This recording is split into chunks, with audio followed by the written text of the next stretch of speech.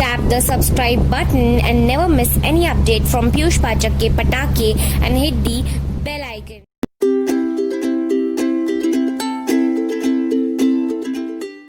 नमस्कार दोस्तों, आप सबका स्वागत, अभिनंदन मेरे चैनल पीयूष पाठक के पटाखे में। आइए सिलसिला शुरू करते हैं आज की रचना का। आज मैंने आपको लीक से हटकर रचना परोसने का प्रयास किया है, जिसमें शरीर के दो अंग एक दूसरे को चेतावनी देते हैं। व्यंग प्रस्तुत है। अच्छी लगे तो जरूर लाइक कीजिएगा, शेयर कीजिएगा, मेरे चैनल को ज्यादा से ज्यादा सब्सक्राइब कीजिएगा।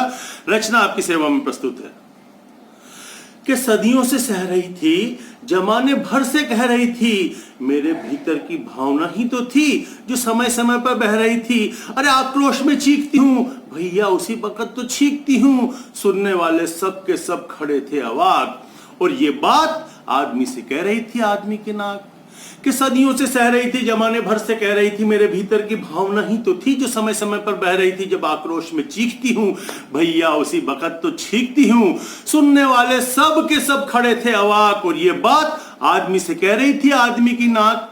जब पूरी दुनिया में कोरोना का बवाल है, ऐसे में आदमी से या आदमी की नाक का सवाल है। पूरी दुनिया में जब कोरोना का बवाल है, ऐसे में आदमी से या आदमी की नाक का सवाल है कि मैं तो उसी दिन शुरू हुई थी बहनी, जिस दिन तूने माथे पर टोपी पहनी। आज मेरी बातें इस दुनिया को कर देगी दंग, क्योंकि शरीर में जितने भी हैं अंग, उनमें मेरी भूमिका है सबसे तगड़ी।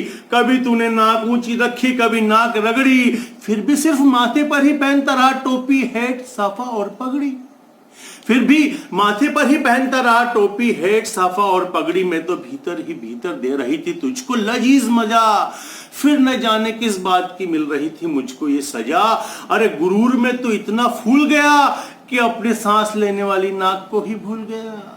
अब इन्हें दुश्मन माने या भाई भाई, हिंदू मुस्लिम सिख ईसाई, सबको मैंने सदियों मौका दिया, लेकिन सबके सब ने ही मुझको धोखा दिया।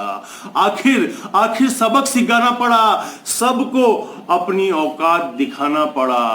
अरे मैं भला कब तक चुपचाप सहती, मैं माथे से भला कैसे पीछे रहती। अरे मेरे इंतकाम को अब जमाना याद रखेगा, और माथे को भूलकर इंसान सिर्फ अपनी नाक ढकेगा, सिर्फ अपनी नाक ढकेगा।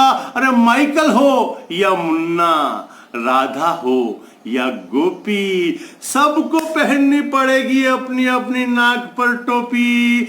तो सदियों से मेरी महिमा का हाल बेहाल था, आखिर नाक का सवाल था।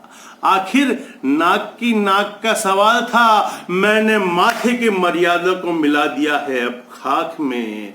आगे से आदमी टोपी पहनेगा सिर्फ और सिर्फ अपनी नाक पे, सिर्फ और सिर्फ अपनी नाक पे। अब नाक ऊंची रहे, नीची रहे, तीखी रहे, चपटी रहे, कोई नकटा रहे, कोई नकटी रहे, चाहे नाक जुखाम से पकी रहेगी। अरे कुछ भी हो जाए भैया, नाक अब हमेशा टोपी से ढकी रहेगी। और ऐसे वैज्ञानिक युग में भी कोरोना बना कितना कठिन टास्क है, और मेरी इस टोपी का नाम मास्क है, जो पूरी दुनिया में हर धर्म जाति के लिए अनिवार्य है। मौजूदा दौर में तो इसकी आवश्यकता जीने के लिए ही अपरिहार्य है। मौजूदा दौर में तो इसकी आवश्यकता जीने के लिए अपरिहार्य है। मेरे प्रतिशोध से सारा जमाना स्तब्ध है, और मेरी टोपी यानी मास्क हर रंग रूप डिजाइन और किस्म में उपलब्ध है,